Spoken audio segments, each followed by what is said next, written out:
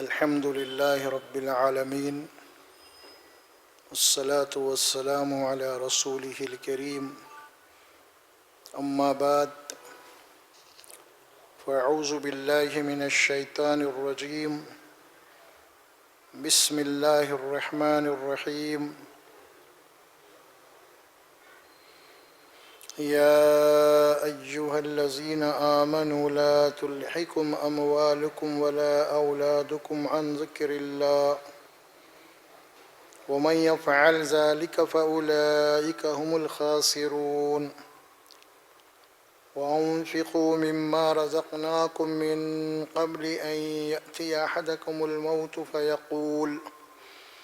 فيقول رب لولا أخرتني إلى أجل قريب فأصدق وأكن من الصالحين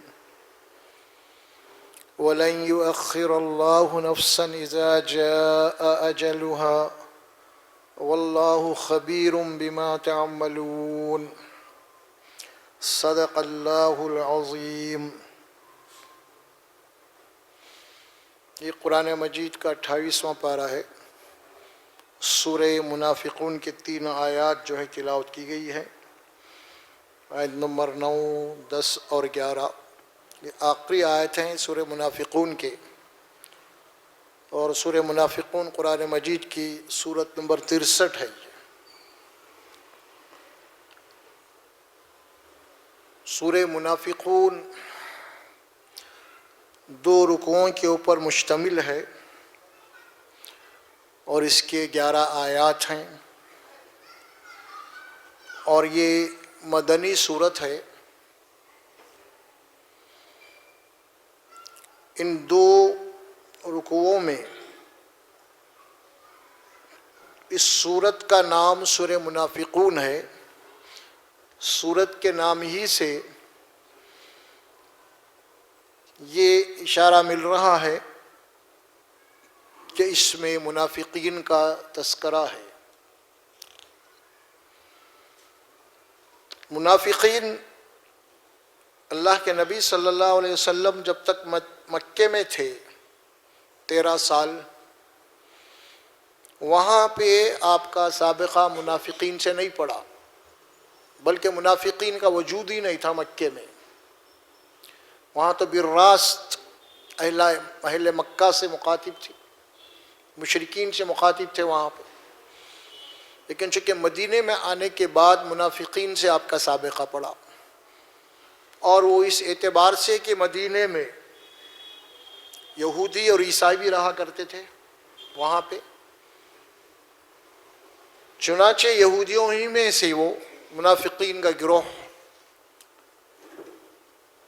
اس میں رسول اکرم صلی اللہ علیہ وسلم مدینہ تشریف لے جانے کے بعد جب آپ کی دعوت کو غلبہ حاصل ہوا اور باضابطہ مدینہ جو ہے ایک اسلامی ریاست کی حیثیت سے وجود میں آیا، اس اعتبار سے مسلمانوں کا غلبہ اور ان کی طاقت و قوت، اب جو لوگ مسلمانوں کو بظاہر ان کی مخالفت نہیں کر سکتے تھے مسلمانوں کی طاقت اور قوت کے آگے، تو مسلمانوں کو اسلام کو نقصان پہنچانے کے لیے انہوں نے خود اسلام کا سہارا لیا، ایمان کا سہارا لیا، اور ایمان کا سہارا لے کے مسلمانوں کی صفوں میں داخل ہو گئے۔ یعنی انہوں نے اپنے کفر کو چھپایا، اپنے اسلامی دشمنی کو انہوں نے چھپا کے رکھا، زبان سے کلمہ بھی پڑھے، گواہی بھی دیے، اور باضابطہ رسول اکرم صلی اللہ علیہ وسلم کی اقتداء میں 5 وقتہ نمازیں پڑھتے رہے مسجد نبوی میں، مسلمانوں کے ساتھ ملنا جلنا ان کا اس اعتبار سے ان کے دلوں کے اندر تو کفر تھا، لیکن زبان پہ ان کی اسلام تھا، ایمان تھا۔ اور یہ سورت شروع ہو رہی ہے انہی الفاظ سے، آغاز ہوتا ہے سورت کا۔ یہ سورت میں اللہ تبارک و تعالی اذا جاءك المنافقون قالوا نشهد انك لرسول اللہ، یہیں سے سورت شروع ہو رہی ہے۔ اللہ فرماتے ہیں کہ منافقین یا اے رسول آپ کے پاس آتے ہیں تو اللہ کی قسمیں کھا کے کہتے ہیں کہ ہم گواہی دیتے ہیں کہ آپ اللہ کے رسول ہیں۔ واللہ یعلم انک لرسول، اور اللہ جواب دیتا ہے کہ اللہ جانتے ہیں کہ آپ اللہ کے رسول ہیں، اللہ نے آپ کو رسول بنا کے بھیجا ہے۔ اس کے بعد اللہ فرماتے ہیں واللہ یشہد ان المنافقین لکاذبون۔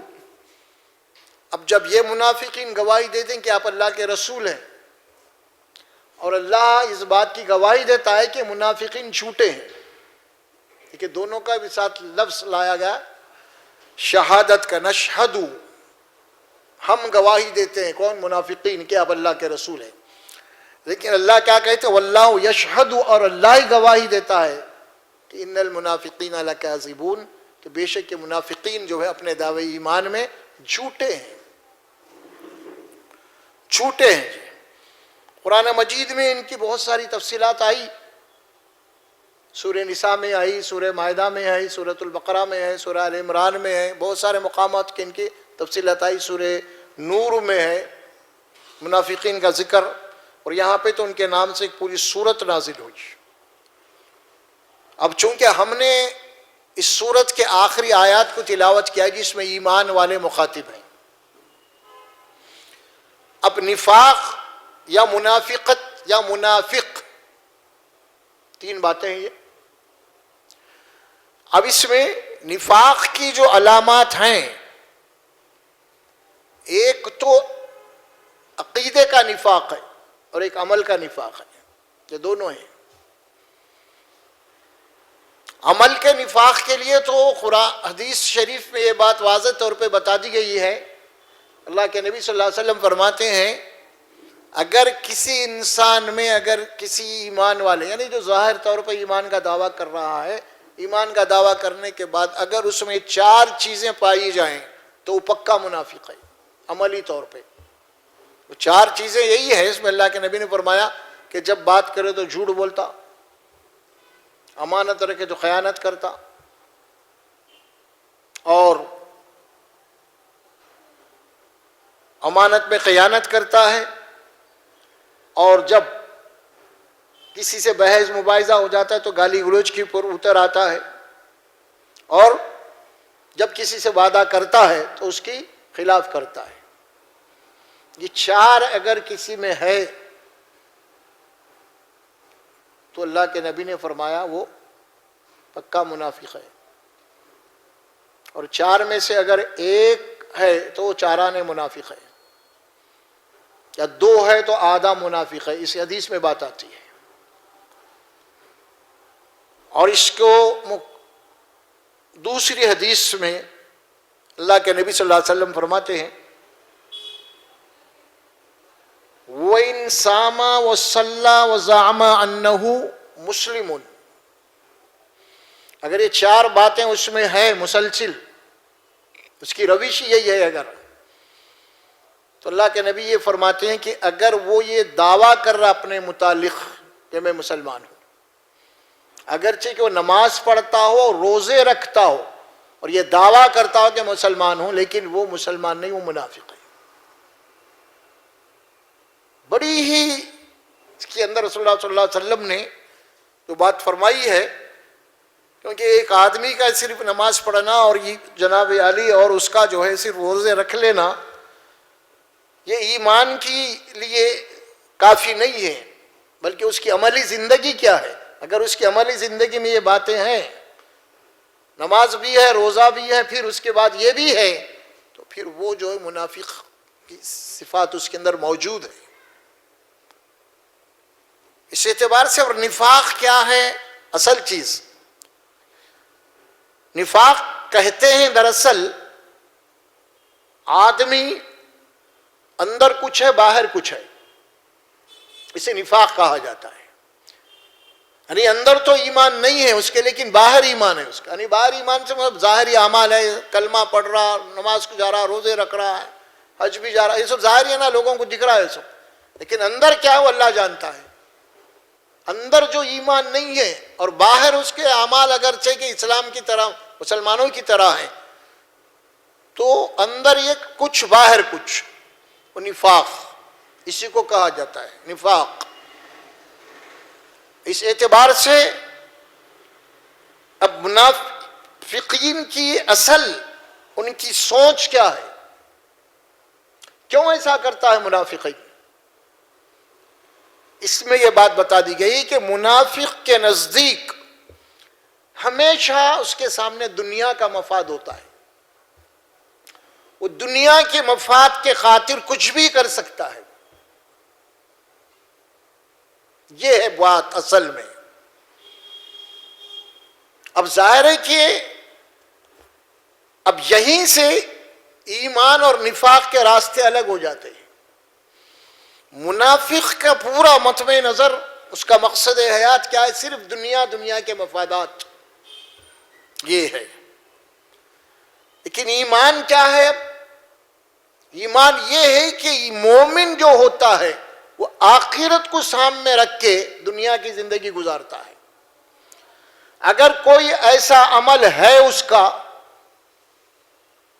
یوں سمجھ لیجئے آپ کہ دنیا کا مفاد ہے اس سے سامنے آ رہا ہے، لیکن وہ دنیا کے مفاد حاصل ہونے سے اس کے آخرت کو نقصان ہوتا ہے۔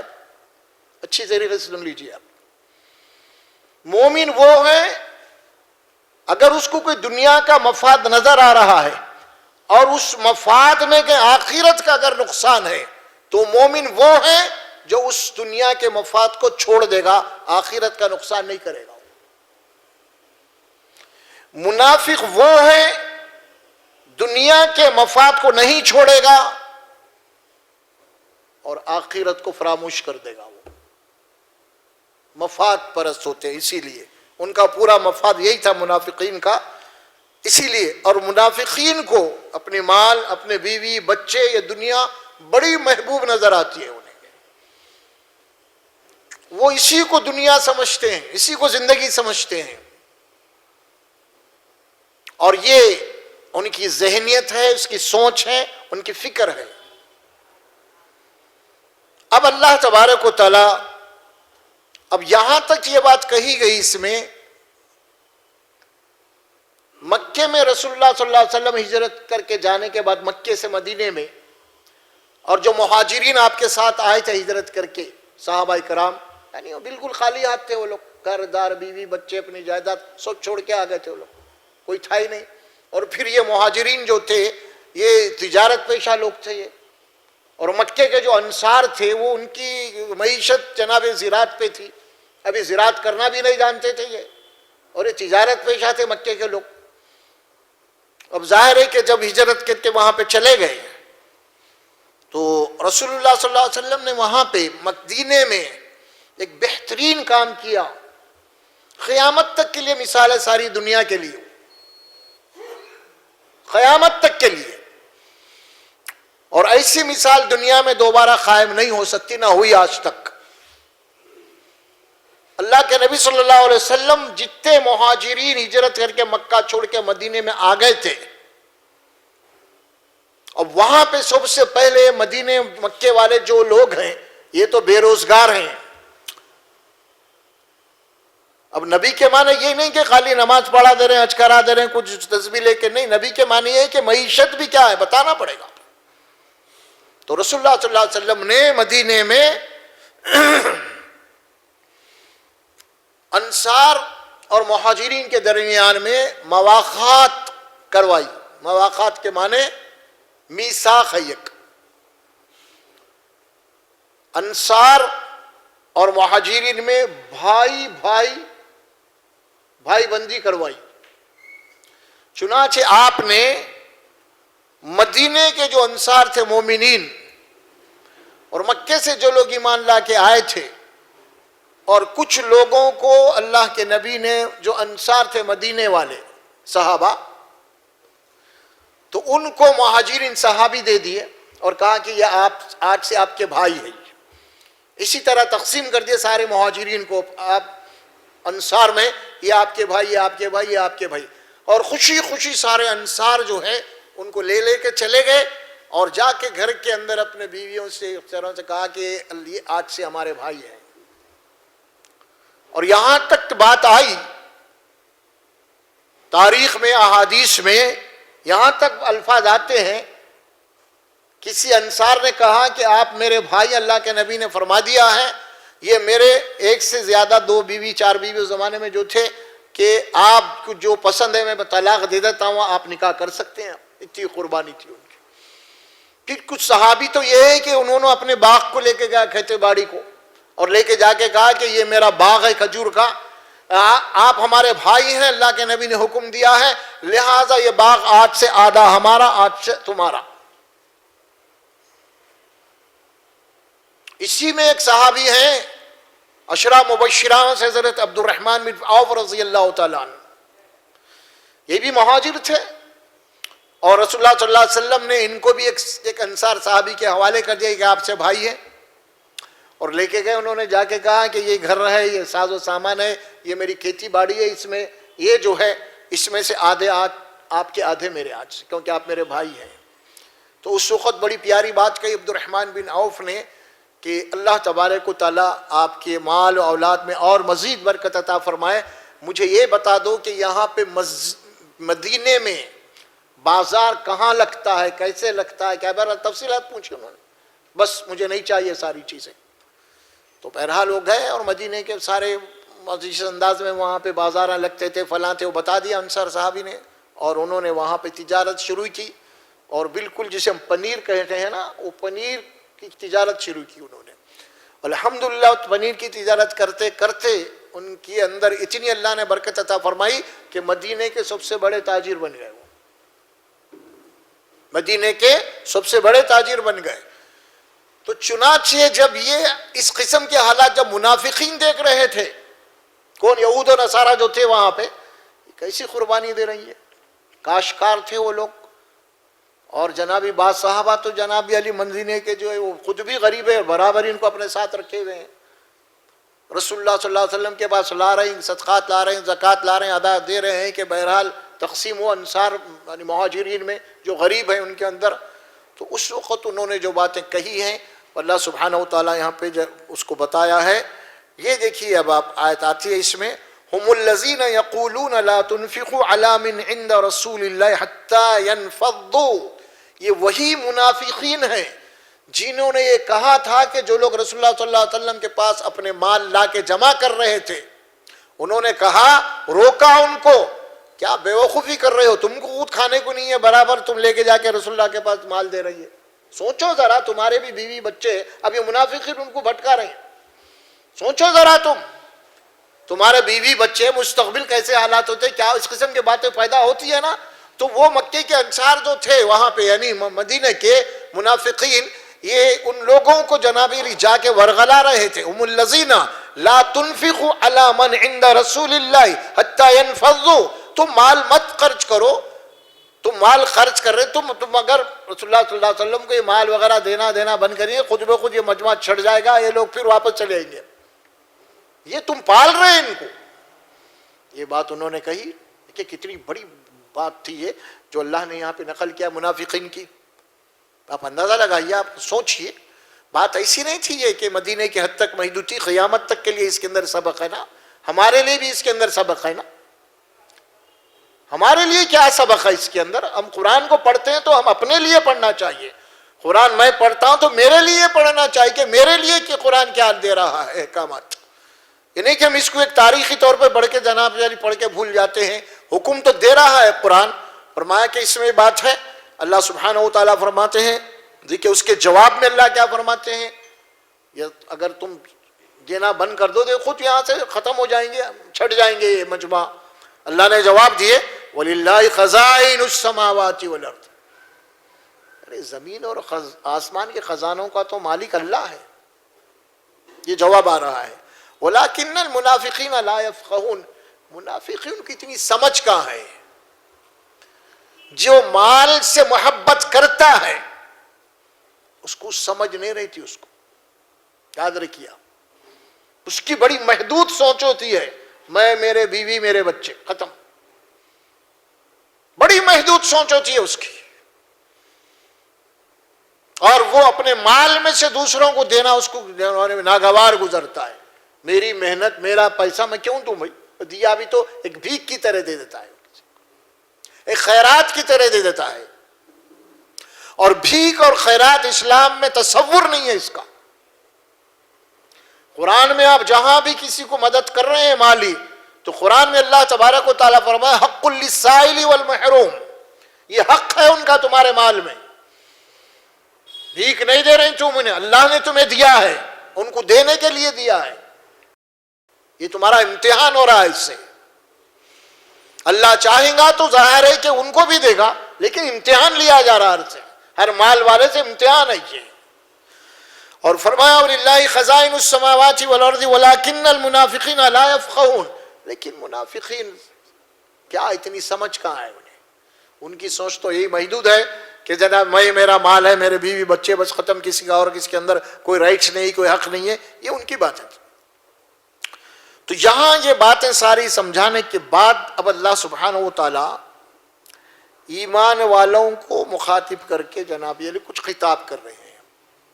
آخری کے جو 3 آیات ہیں, منافقین کے صفات کو پہلے بتا دیا گیا. ان کی تھنکنگ کیا تھی, ان کی سوچ کیا تھی, ان کے نفسیات کیا تھے, وہ کیسے خیالات رکھتے تھے اسلام کے متعلق یا رسول کے متعلق, ان کے کیا تصورات تھے. یہ پوری آیات میں آ رہی ہیں باتیں. مال خرچ کرنے کے سلسلے میں ان کے کیا تفکرات تھے, کیا تصورات تھے, اس کو بتایا اس میں ان آیات. اس کے بعد ہی اب اللہ تبارک و تعالیٰ نے فرمایا یا ایھا الذین آمنوا لا تلہکم اموالکم ولا اولادکم عن ذکر اللہ.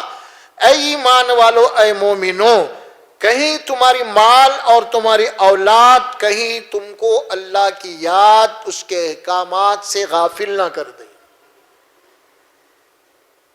کیا مطلب ہوا اس کا؟ جیسے منافقین غافل ہو گئے, وہ لوگ مال کے پیچھے پڑ گئے, آخرت کا کوئی تصور نہیں. کیا تصور تھا؟ میرا مال, میری اولاد, ختم. اس سے آگے ان کی کوئی سوچ نہیں تھی, اس سے آگے ان کی سوچ نہیں تھی.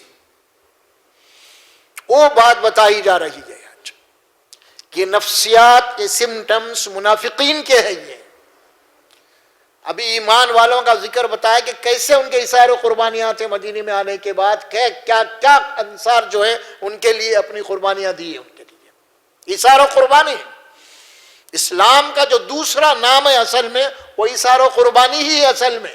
غور کر کے آپ دیکھیں گے قرآن مجید کے مضامین اگر ہم پڑھیں گے, اسلام کا جو دوسرا نام ہے وہ اثار و قربانی کا ہے. اسی لیے ہر جگہ قرآن کہتا ہے, صرف مال کے معاملے میں نہیں, اگر تم کو غصہ آ گیا تو اسے معاف کر دو, نظر انداز کر دو, یہ قربانی ہے بھی ایک. ہر معاملے میں قربانی بولے تو صرف وہ ایک قربانی نہیں ہے, بکرا کاٹ دینا, ذبح کر دینا. قربانی کے معنی پوری زندگی, سامنے والے کو آپ ترجیح دینا ہے. یہ بات قرآن میں سورہ حشر میں گزر چکی ہے. اللہ سبحانہ و تعالیٰ وہاں پہ بھی فرمایا, انصار کے متعلق ہی فرمایا کہ وَيُؤْثِرُونَ عَلَىٰ أَنفُسِهِمْ وَلَوْ كَانَ بِهِمْ خَصَاصَةٌ. یہ مومنین وہ لوگ ہیں جو خود بھی محتاج ہیں, اگر برابر سامنے والے کی فکر کر رہے ہیں, سامنے والوں کو اپنے اوپر ترجیح دے رہے ہیں. بھائی وہ بھی بھکا ہے, میں بھی بھکا ہوں, کیا کروں آخر میں. خالی میں پیٹ نہیں بھر سکتا, میری بھوک میں نہیں مٹا سکتا, سامنے والے کا خیال بھی ضروری ہے. وَيُؤْثِرُونَ عَلَىٰ أَنفُسِهِمْ وَلَوْ كَانَ بِهِمْ خَصَاصَةٌ. اگر کہ یہ خود بھی محتاج ہیں, اس کے باوجود بھی سامنے والوں کو اپنے اوپر ترجیح دیتے ہیں, اس کا کیا ہوگا؟ آج انسان جو ہے مادہ پرست بنا ہوا ہے. ایک انسان کے بعد دوسرے انسان کی کوئی قدر و قیمت نہیں ہے. آج صرف مال کی قدر ہے. آج مادہ پرست, ابن الوقت, ابن الدینار جو کہا گیا حدیث میں کہ یہ بندہ اللہ کا نہیں, درہم اور دینار کا بندہ ہے, یہ جو مال کے پیچھے بھاگ رہا ہے. اللہ نے دیا ہے اسے. 2 باتیں یہاں پہ فرمائی گئی کہ اے ایمان والو لا تلہکم اموالکم ولا اولادکم. دیکھیے آپ 2 ہی جملے آتے ہیں, اموالکم ولا اولادکم، اور یہ بہت بڑا امتحان اللہ لے رہے ہیں. یہ دوسرے مقام پہ آتے سورہ انفال میں اللہ سبحانہ وتعالیٰ فرماتے ہیں انما اموالکم و اولادکم فتنہ. الفاظ فتنے کا لایا گیا. انما حسر کے کلمات ہیں. حقیقت یہ ہے کہ جو مال و اولاد اللہ تم کو دیا ہے یہ تمہارے لیے ایک آزمائش اور فتنہ ہے. یہ دے کے تمہارا ٹیسٹ لیا جا رہا ہے، دے کے تمہیں آزمایا جا رہا ہے. تم اپنے بچوں کو تو جناب علی 100-200 روپے کی آئس کریم کھلانا کوئی اہمیت نہیں ہے، لیکن ان کا اگر بھوکا تمہارے پاس ہے اس کو 50 روپے دینے کے لیے یا 10 روپے دینے کے لیے نہیں ہے آپ کے پاس. ایک آزمائش ہو جائے گی. بہت بڑی بات ہے یہ. اور اللہ سبحانہ وتعالیٰ سورہ تغابن میں فرماتے ہیں وَمَن يُوقَ شُحَّ نَفْسِهِ فَأُولَٰئِكَ هُمُ الْمُفْلِحُونَ. فرمایا جو مال کی حرص سے بچا لیا گیا، جو مال کی حرص سے بچا لیا گیا وہی دراصل کامیاب ہے. یہ مال کے متعلق قرآن مجید میں اور احادیث میں بھی بات آتی ہے نا. آپ اٹھا کے دیکھیں سورہ تکاثر میں کیا بات آئی. الحاکم التکاثر حتی زرتم المقابر. دیکھیں الحاکو تلہکم وہی الفاظ آتے ہیں. وہاں پہ الحاکو اور یہاں پہ تہلکو، مطلب وہی غافل. وہاں پہ بھی کیا فرما الحاکم التکاثر. تکاثر، تکاثر کس بات کا؟ الحاکم التکاثر حتی زرتم المقابر. یعنی دنیا کی حرص نے، دنیا کی مال و دولت کے حرص نے تم کو انجام آخرت سے غافل کر دیا ہے. غافل ہے تو حتی زرتم المقابر. اور یہ حرص کرتے کرتے تمہاری حرص ختم نہیں ہو جائے گی، تم ختم ہو کے قبروں میں چلے جاؤ گے. یہ حرص ختم نہیں ہوں گی کبھی بھی.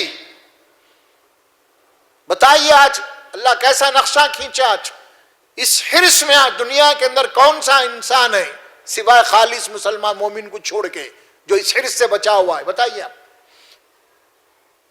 ایسے ایسے لوگ آپ کے سامنے ہیں آج. اگر وہ مر گئے تو ابھی 10 پیڑھی کیا 100 پیڑھی ان کی کھا سکتی ہے، لیکن ابھی بھی وہ ہے مال. مال ہونا ہے انہیں ابھی بھی. اس کی حرص یہ ہے کہ اللہ نے اتنی دولت دی ہے کہ دنیا کی دولت مند کا نمبر 1 ہے. انہیں مر اتنا بھاگ رہا ہے کہ انہیں نمبر کیوں وہی ہونا چاہیے نمبر 1، انہیں دوسرے نمبر پہ آنا چاہیے. یہ حرص ہے انسان کی، اور اسی دنیا میں بھاگ رہا ہے. وہ رفو چکر لگا رہا ہے. الحاکم التکاثر حتی زرتم المقابر. بڑی پیاری بات کہی تھی رسول اللہ صلی اللہ علیہ وسلم نے. دیکھیے اب آپ انسان کے حرص کے متعلق ابن آدم یعنی آدم کا بیٹا وہ اتنا حریص ہے دنیا کے لیے. اگر احد جو پہاڑ ہے وہ پہاڑ کے برابر بھی اگر اس کو سونا مل جائے یا اس جیسا اور بھی مل جائے تب بھی اس کا پیٹ اس کی نیت نہیں بھریں گی. اور اسی طرح ہونا چاہیے مجھے، اور ایسے پہاڑ چاہیے مجھے. اس کے بعد اللہ کے نبی نے 2 جملے فرمائے. انسان کی حرص کو صرف اس کے پیٹ کو خبر کی مٹی ہی بھر سکتی ہے، اس کی حرص ختم نہیں ہو سکتی.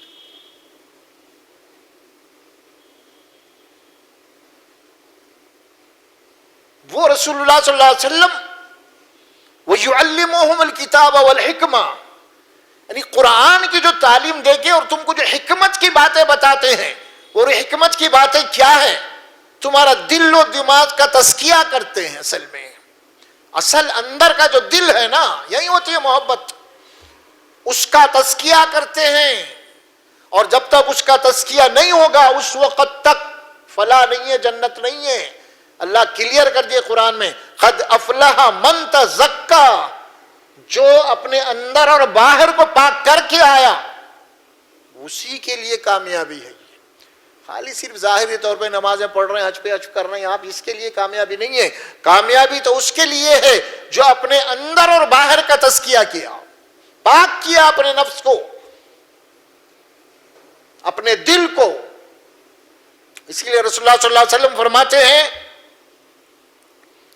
آپ نے فرمایا کہ انسان کے جسم میں ایک ایسا گوشت کا لوتھڑا ہے، اگر وہ اس کی اگر اصلاح ہو گئی، اگر وہ پاک ہو گیا تو سمجھ جاؤ سارا اس کا جسم پاک ہو گیا، کامیاب۔ اس کے بعد آپ نے فرمایا الا وہی القلب، اور وہ انسان کا دل ہے، یہ اگر پاک ہو گیا۔ اسی لیے کیا بات کہی گئی؟ انما الاعمال بالنیات، یہ کہاں ہوتی ہے؟ یہ نیت انسان کے قلب میں ہوتی ہے، اس کا ارادہ، اس کی نیت اس کے قلب میں ہوتی ہے۔ تو جب تک وہ مقام نہ ہو جائے پاک اور صاف، الا وہی القلب، اس کے بغیر نہیں ہو سکتا۔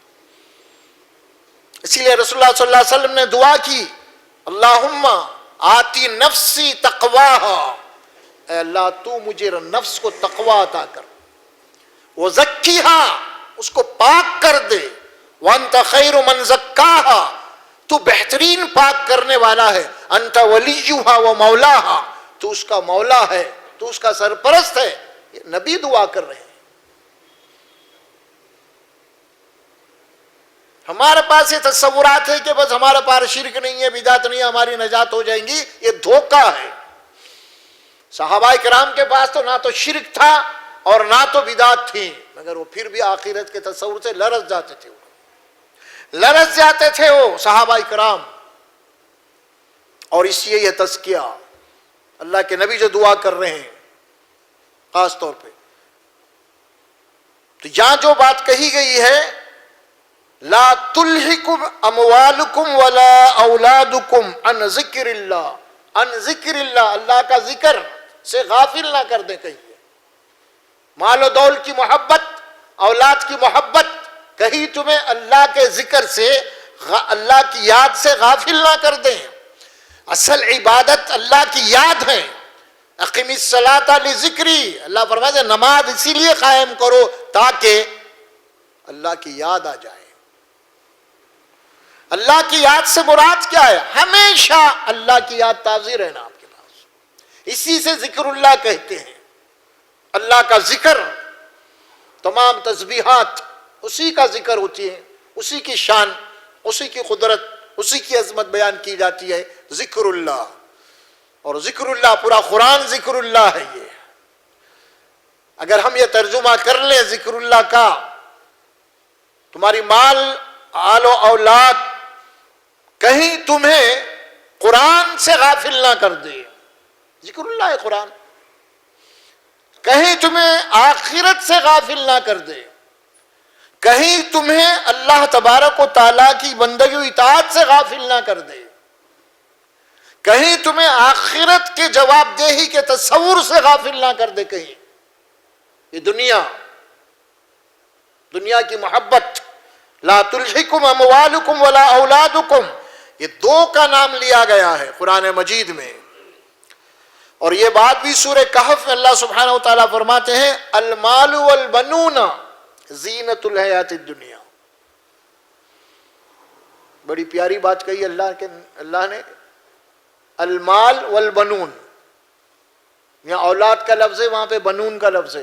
اولاد میں مرد بھی بچے بھی ہیں، عورت بچیاں بھی ہیں، لیکن وہاں پہ صرف مرد بچے، کیونکہ مرد بچے بہت پسند ہوتے تھے اس زمانے میں خاص طور پہ، کیونکہ وہ زمانہ تھا قبائل کا دور تھا کہ جناب علی مرد کے جس کے گھر میں، جس قبیلے میں جتنے مرد زیادہ رہیں گے اس کی طاقت اور قوت مانی جاتی تھی۔ جب اسی لیے وہاں پہ فرمایا کہ المال والبنون، خاص لگایا، الف لام، دیکھو یہ مال جو ہے نا اور یہ تمہاری اولاد، مرد بچے، اولاد نرینہ، زینت الحیات الدنیا، دنیا کی چند دنوں کی رونقیں ہیں۔ یہ اللہ چاہے گا تو تمہارے سامنے تمہارے نوجوان بچوں کو اللہ تعالیٰ موت کے گھاٹ اتار دے گا۔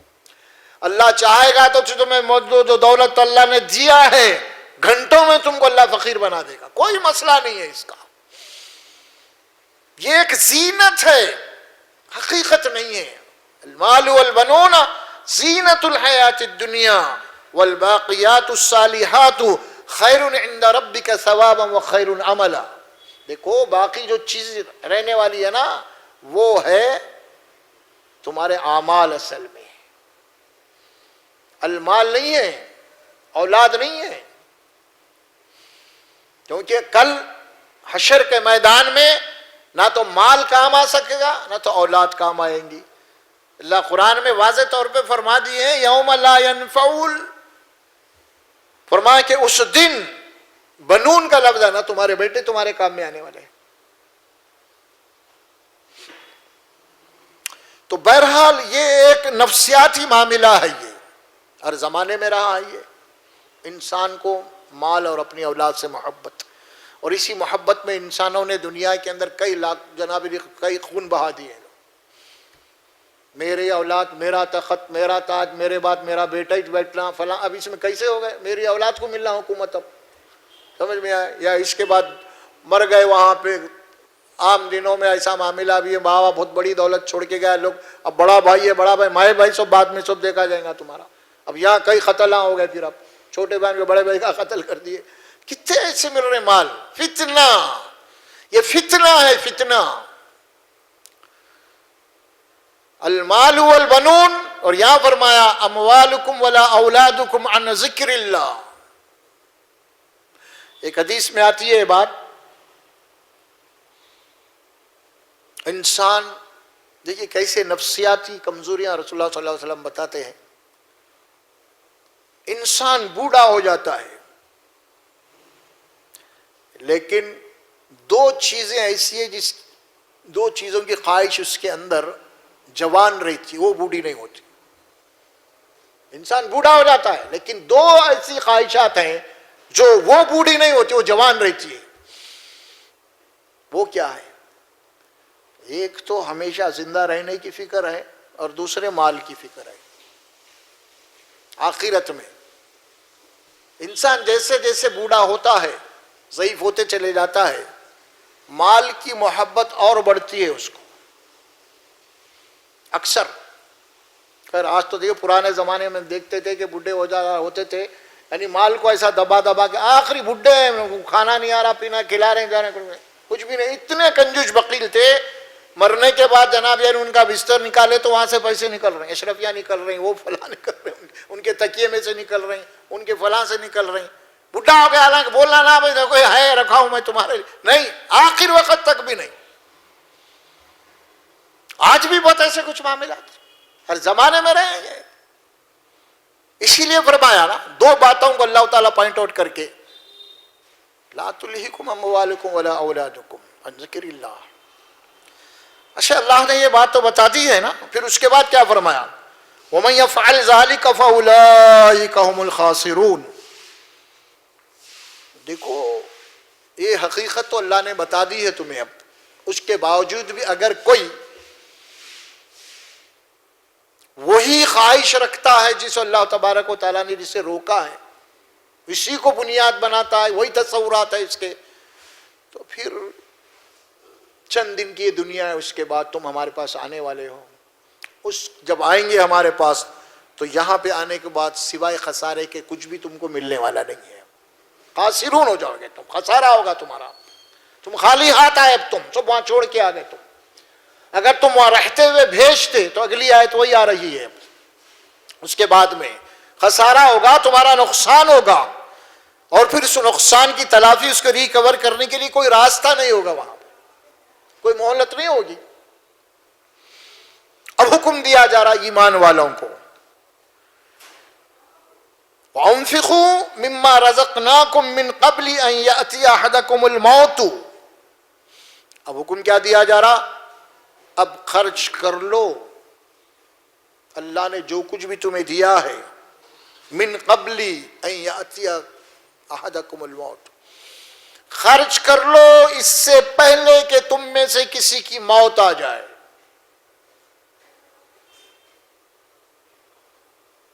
اب یہاں لایا گیا موت۔ آپ پڑھتے ہیں کہ سورہ قرآن میں سورۃ البقرہ کی آیت الکرسی، اس سے پہلے ایک آیت ہے، وہ آیت ہے یا ایھا الذین آمنوا انفقوا مما رزقناکم من قبل ان یأتیکم الیوم لا بیع ولا قلۃ والکافرون هم الظالمون، اے ایمان والو جو کچھ بھی ہم نے دیا ہے تم خرچ کر لو اس سے پہلے کہ وہ دن آ جائے جس دن وہاں پہ کسی کی کوئی دوستی کام میں نہیں آنے والی ہے اور نہ وہاں پہ کسی کی صحیح سفارش ہونے والی ہے۔ اس کے بعد فرمایا کہ والکافرون هم الظالمون، جو ہمارے اس حکم کے خلاف عمل کر رہے ہیں وہی کافر وہی ظالم ہے۔ پھر تنبیہ کی گئی وہاں پہ خاص طور پہ مال کے معاملے میں انسان بڑا بخیل واقع ہوا ہے مال کے معاملے میں، مال کی محبت میں۔ وَإِنَّهُ لِحُبِّ الْخَيْرِ لَشَدِيدٌ، قرآن کہتا ہے مال کے معاملے میں یہ بڑا محبت کرنے والا ہے مال سے۔ لیکن اس کے بعد کیا فرمایا؟ افلا يعلم اذا بوسر ما في القبور، کیا اسے نہیں معلوم کہ مجھے مرنا ہے، قبر میں جانا، پھر قبر سے اٹھنا، اس کے باوجود وہی مال؟ کیسا کوٹ کر رہا ہے قرآن، کیسا قرآن آپ کا تزکیہ نفس کر رہا ہے، قرآن کیسا دل و دماغ کو اللہ تبارک و تعالیٰ آپ کا صاف کر رہا ہے۔ افلا یعلم، کیا اسے اس بات کا علم نہیں ہے جو قبر میں جانے والا پھر قبر سے اٹھایا جائے گا، اس کے باوجود بھی پھر مال سے محبت رکھے گا وہ؟ دیکھیے اب سوچ لو، بول رہے اللہ سبحانہ و تعالیٰ انفقوا مما رزقناکم من قبل ان یاتی احدکم الموت۔ اچھا مال کے معاملے میں دیکھیے اب سورہ دہر میں ایک آیت مبارک آتی ہے، وہاں پہ تو اللہ سبحانہ و تعالیٰ اتنی بڑی بات بیان کیا ہے، وہ شاید کون لاکھوں میں ایک آدھ ہے، نہیں معلوم بدلا۔ وہاں پہ اللہ فرماتے ہیں کہ جو لوگ اللہ کے راستے میں مال خرچ کرتے رہتے ہیں، ایک تو خرچ کر رہے ہیں، نہیں خرچ کرنے والے تو بالکل بازو رکھو اب آپ، جو خرچ کر رہے ہیں اللہ کے حکم پہ، لیکن کیوں خرچ کر رہے ہیں، نظریہ کیا ہے ان کا، سوچ کیا ہے ان کی؟ وہ کہتے ہیں سورہ دہر میں وہاں پہ اللہ سبحانہ و تعالیٰ وَيُطْعِمُونَ الطَّعَامَ عَلَى حُبِّهِ مِسْكِينًا وَيَتِيمًا وَأَسِيرًا، یہ برابر اللہ کی محبت میں، اللہ کی یاد میں کھانا کھلا رہے ہیں، یتیموں کو کھلا رہے ہیں، مسکین یعنی مسکین ہے اور جناب علی جو بھی محتاج ہیں، اور اسیر قیدی وغیرہ ہیں، قیدیوں کو کھانا لگے ہوئے، برابر ان کی مدد پہ لگے ہوئے ہیں۔ عَلَى حُبِّهِ مِسْكِينًا وَيَتِيمًا، یتیم، مسکین، محتاج، واسیرا اور قیدی۔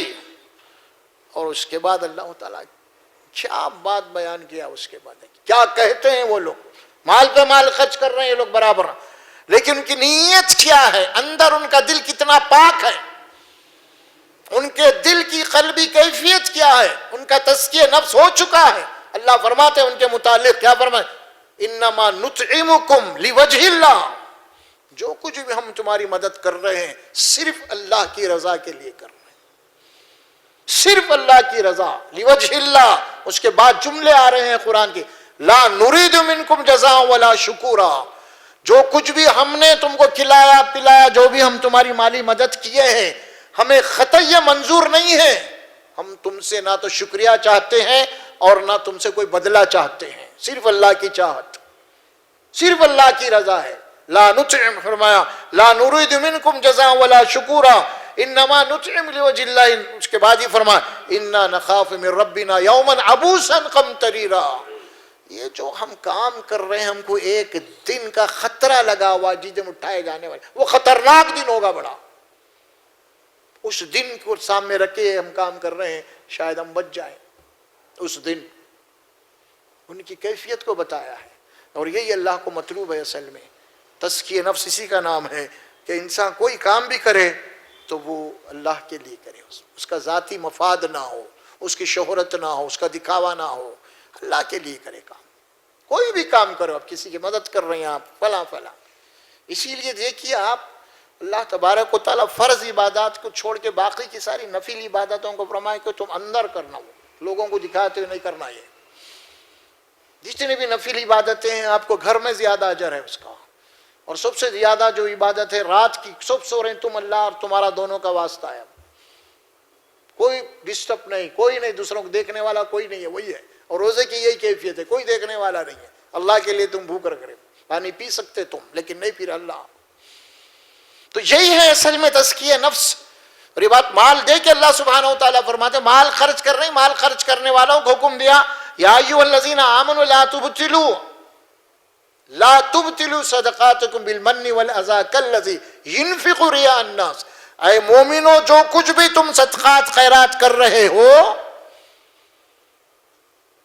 خبردار جس کی مدد کر کے اگر تم اس کو تانا مارو گے تو تمہاری یہ برباد ہو جائیں گے نیکی.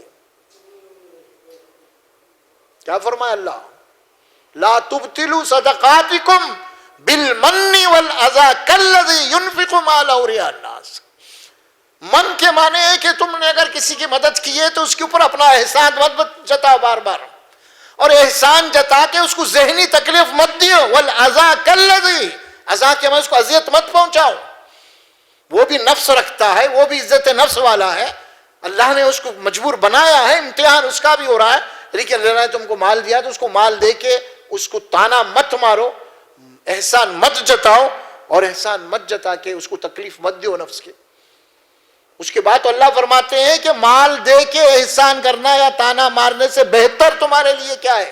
دیکھیے، مال اس کے اوپر خرچ کیے ہیں، آپ مال خرچ کیے ہیں، لیکن خرچ کرنے کے بعد آپ اس کے اوپر احسان جتا رہے ہیں یا تانا مار رہے ہیں، تو اللہ کہتے ہیں اس سے بہتر یہ ہے کہ تم اس کو بول دو بھائی معاف کرو، کیونکہ تم عذاب میں آ جائیں گے دے کے تانا ماریں گے. تو تم اپنی خیریت چاہتے ہو تو اس سے بہتر یہ ہے کہ مال دے کے تانا احسان مارنے سے اس سے بولو معاف کرو، ختم، مت دیو تم. مگر مال دے کے تم تانا مارو گے، احسان جتاؤ گے اور ایسا اس کو تکلیف دو گے تو اللہ کو یہ بات پسند نہیں ہے. اور یہ تو تمہاری ریاکاری ہے، دکھاوا ہے تمہارا لوگوں کے سامنے. مما رزقناکم من قبل ان یاتی احدکم الموت، موت سے پہلے، مرنے سے پہلے. کیوں؟ وجہ کیا ہے اس کی؟ موت کے بعد آپ کو کوئی ٹائم نہیں ہے. کیا بات فرمائی گئی؟ کیونکہ موت سے پہلے اللہ اسی لیے کہہ رہا ہے فَيَقُولَ رَبِّ لَوْلَا أَخَّرْتَنِي إِلَىٰ أَجَلٍ قَرِيبٍ. جب موت آ جائے گی اور اس وقت تم کہو گے اللہ سے اے میرے رب تھوڑی سی مہلت دے دے، مال خرچ کر دیتا ہوں. آپ دیکھ رہے ہیں فَأَصَّدَّقَ وَأَكُن مِّنَ الصَّالِحِينَ. اگر تو مہلت دے دیا تو کروں گا کیا؟ اب میں پورا صدقات کر دوں گا میری دولت کو، اب جا کے پوری دولت میری صدقہ کر دوں گا. وَأَكُن مِّنَ الصَّالِحِينَ، اور اب نیک بن جاؤں گا میں. اچھا، نکتے کی بات کیا ہے یہاں پہ؟ انہیں جو بول رہا، کیا بول رہا انہیں؟ مال سے متعلق ہے یہ بات. اب انہیں یہ نہیں بول رہا اللہ تھوڑی بھیج دے دنیا میں، پورے نمازاں پڑھوں گا، پورے روزے رکھوں گا، پورے حج، یہ نہیں بول رہا. اصل جو یہاں بیٹھا ہوا ہے نا مال، وہی مال کو بول رہا. یہ مال دل سے نکال دیتا ہوں اب جا کے میں. نماز نہیں بول رہا، روزے نہیں بول رہا، حج نہیں بول رہا. انہیں کیا بول رہا؟ یہ جو میرے دل میں بیٹھا ہوا ہے نا مال کی محبت، اب اس سے نکالنے والا ہوں میں. اللہ محفوظ رکھے اس میں ہر کوئی ملوث ہے اس کے اندر، مولوی، مفتی، سو بھائی. ہم یہ دیکھ رہے ہیں دنیا کے اندر کئی لوگ تو ایسے کہ دین کی آڑ میں جناب ایسی دولت بنا رہے ہیں. سوچو آپ، ایک فتنہ ہے ان کے لیے. دین کو جانتے پوچھتے دین کو بیچا جا رہا ہے، دین کے عنوان سے یہ دولت کمائی جا رہی ہے، دین کے عنوان سے.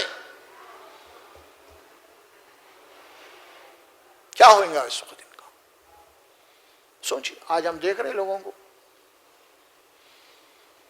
کل تک آج جو لوگ تھے ہمارے پاس سائیکل پہ آتے تھے، چندہ مانگتے تھے، آج حالت دیکھے تو ان کے ایک اتنا بڑا گھر ہے جناب، یعنی 4-5 کروڑ کا گھر ہے، اور ہم تو کرائے کے گھر میں آج تک.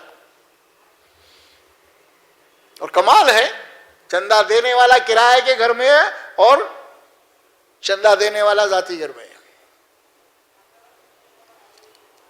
یہ بھی ایک بگاڑ آ گیا ہمارے پاس.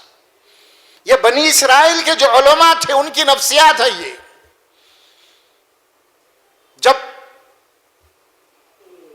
دین کے عنوان سے، دین کے نام سے آپ کا کچھ مقام بن جاتا ہے معاشرے کے اندر، اور آپ کا تقدس بن جاتا ہے اس وقت، اور لوگوں کے پاس آپ یہ مقدس شخصیت بن جاتی ہے، تو لوگ لا کے آپ کو دینا شروع کرتے ہیں اور آپ اس سے استعمال کرتے ہیں۔ دنیا کی محبت کیسے ایسی آئی؟ علماء یہود جو گمراہ ہوئے اسی طرح گمراہ ہوئے۔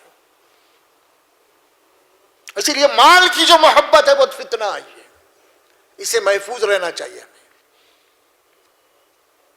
اسی لیے رسول اللہ صلی اللہ علیہ وسلم کی دعا ہے، اللہم انی اسألک الہدی والتقی والعفاف والغنی۔ یا اللہ، ایک آخری حدیث کر دیتا ہوں آپ جملہ، والغنی، یا اللہ مجھے کسی اور کا محتاج مت بنا، تو مجھے کسی کا محتاج بن جا کے ہاتھ پھیلاؤں، مجھے غنی کر دے۔ دیکھیے آپ، فَأَصَّدَّقَ وَأَكُن مِّنَ الصَّالِحِينَ، اور اب کریں گا کہ آخر وقت میں کہیں گا چھوڑ دے، مجھے مہلت دے دے تھوڑی سی۔ اقرتنی، اقرتنی سے مراد کیا ہے؟ تاخیر، اسی سے لفظ ہے، تھوڑی تاخیر۔ بھائی فرشتے کو جانا تھوڑی دیر سے آؤ، فرشتے کیا کہہ رہے ہیں؟ فرشتے سے کیا کہہ رہے ہیں؟ اللہ تو فرشتے کو جو بھیجا نا تھوڑی دیر سے آؤ، بول تھوڑا میں سب پورا کر لیتا ہوں کام۔ یہی ہے تاخیر کا لفظ، اخرتنی، مجھے مہلت دے، کچھ ٹائم دے، قریبن یعنی بہت قریب، تھوڑا قریب کیا معنی؟ تھوڑا دے، زیادہ نہیں۔ فَأَصَّدَّقَ وَأَكُن مِّنَ الصَّالِحِينَ، بس میں اب صدقات کے صدقات کروں گا اور نیک بن جاؤں گا۔ اب اللہ کا جواب کیا ہے اس سلسلے میں؟ وَلَن يُؤَخِّرَ اللَّهُ نَفْسًا إِذَا جَاءَ أَجَلُهَا، اللہ فرماتا ہے کہ ہرگز یہ ناممکن نہیں ہے، ہرگز یہ ناممکن نہیں ہے۔ کیوں؟ نفساً اذا جاء اجلها، کسی نفس کا جب ٹائم آ جاتا ہے، وقت آ جاتا ہے، نہیں اس کو جناب علی مہلت دی جاتی۔ واللہ خبیر بما تعملون، یہ کہتے بھی اللہ نے اس صورت کو ختم کیا۔ یہ ساری باتیں بولنے کے بعد اللہ اپنا انٹروڈیوس کرا رہے ہیں، اپنا تعارف کرا رہے ہیں۔ پھر میں کون ہوں معلوم ہے؟ واللہ خبیر بما، میں تیری ایک عمل کی خبر رکھتا ہوں، میں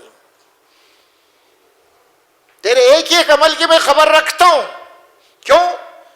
یہ تو مانگ رہا ہے مہلت، لیکن بغیر مانگے کہ میں کئی دفعے تجھے مہلت دے دیا، آج کئی دفعے تمہیں میں جناب عالی میں وینٹیلیٹر پہ لٹا دیا تھا لے کے جا کے، اور ڈاکٹر بولے تھے کہ بھائی ہمارا کام کوشش کرنا، بچتے یا نہیں بچتے، بچ گئے تو اوپر والے کا ہے، یہ بھی بول دیے تھے ڈاکٹر، اس کے باوجود بھی وہاں سے نکال کر اللہ تجھے، یہ مہلت تھی یہ، لیکن مہلت نہیں سمجھا، تو ڈاکٹروں کا شکریہ ادا کر دیا، تو دواخانے سے نکل کے فوری ڈاکٹروں کا شکریہ ادا کر دیا تم۔ یہ تیری مہلت تھی، بغیر مانگے کے دے رہے تھے اللہ۔ کیوں؟ میں حکیم ہوں، میں خبیر ہوں۔ تو بولنے سے پہلے اللہ کو معلوم ہے اس کو مہلت دینا ہے کیسا بھی۔ یہ زندگی میں کئی مرتبہ مہلت ملی ہر انسان کو، مجھے آپ کو سب کو ملی ہے۔ یہ کئی ایسے واقعات آتے ہیں، آپ کا ایکسیڈنٹ ہوتا ہے، بال بچ جاتے ہیں، ابھی ٹائر کے نیچے آنے والے تھے لاری کے یا بس کے، آپ ایسا بال بچا لیے جاتے ہیں، آپ آ کے گھر میں بولتے ہیں اللہ کا شکر ہے آج میں موت سے بچ گیا، بولے آپ بال میں بچ گیا، بولا یہ بال کون بچایا تجھے؟ وہ موت کے قریب لے کے جا کے تجھے واپس کون لایا؟ وہ اللہ لایا ہے، اسی لیے لایا ہے کہ مہلت مانگنے سے پہلے مہلت دیا ہوں میں تجھے۔ اب ختم ہو گیا تیرا ٹائم، اب مہلت نہیں ملنے والی ہے، ختم تمہاری زندگی کی کہانی ختم ہو گئی۔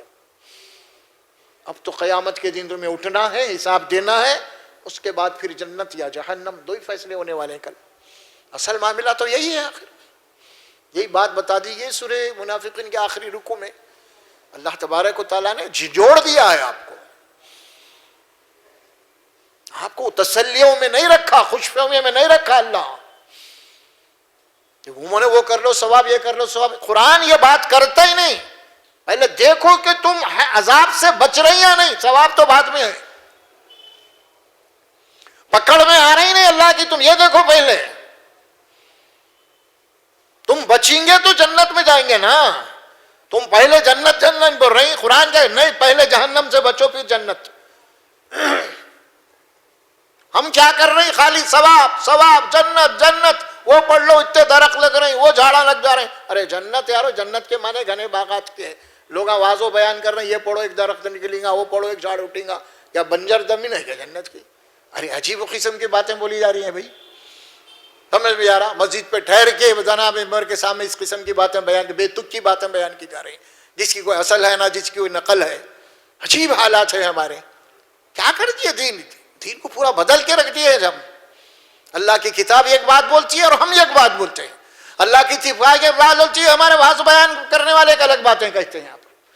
ارے کس کی باتیں مانیں گے؟ ظاہر ہے کہ آپ اور ہم چونکہ قرآن پڑھ رہے ہیں، قرآن سمجھ رہے ہیں، تھوڑا بہت ہم کو تمیز آ رہی ہے صحیح کیا ہے. ورنہ لاکھوں انسان ہیں جو پڑھ رہے ہیں بیچارے، وہ خالی واضح سن کے چلے جا رہے ہیں.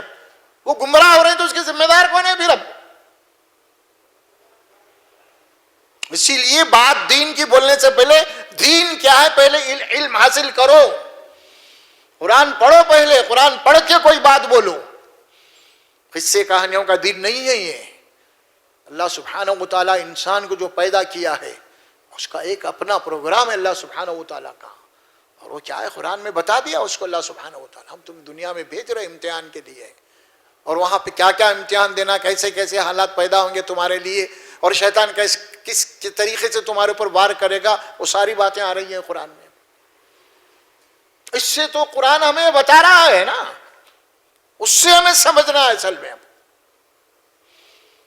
اسی لیے قرآن کو لازمی پڑھیے، اب آپ سمجھ کے پڑھیے انشاءاللہ. اور آخرت کا تصور، آخرت، مال و اولاد سے محبت کرنا فطری بات ہے، یہ غیر فطری نہیں ہوتی ہے. لیکن مال اور اولاد کی محبت سے تم اگر اللہ کی غفلت میں ہے، تم آخرت کے غفلے میں ہے، یوم، وہ قرآن میں بات آتی ہے سورہ شعراء میں غالباً، لو یوم لا ينفع مال ولا بنون، یوم لا ينفع مال ولا بنون. وہ دن جو آنے والا ہے نا، نہ تو تمہارا مال تمہیں نفع دے گا، نہ تو تمہاری اولاد تمہیں نفع دے گی. لا ينفع، کوئی فائدہ نہیں ہوگا کل. الا من اتى الله قلبا سلیم، اور جو قلب سلیم لے کے آیا، پاک دل، اس کی کامیابی ہے. پھر یہ ہے اصل قرآن جو بتا رہا ہے آپ کے ساتھ. انشاءاللہ تبارک و تعالی یہ تو آیات ختم ہو گئی. اب انشاءاللہ آئندہ جمعہ میں ہمارا پروگرام ایک ہے انشاءاللہ. لوگ اصرار کر رہے ہیں، شادیاں بہت ہو رہے، ذرا نکاح کے متعلق جناب علی بیان کیجئے.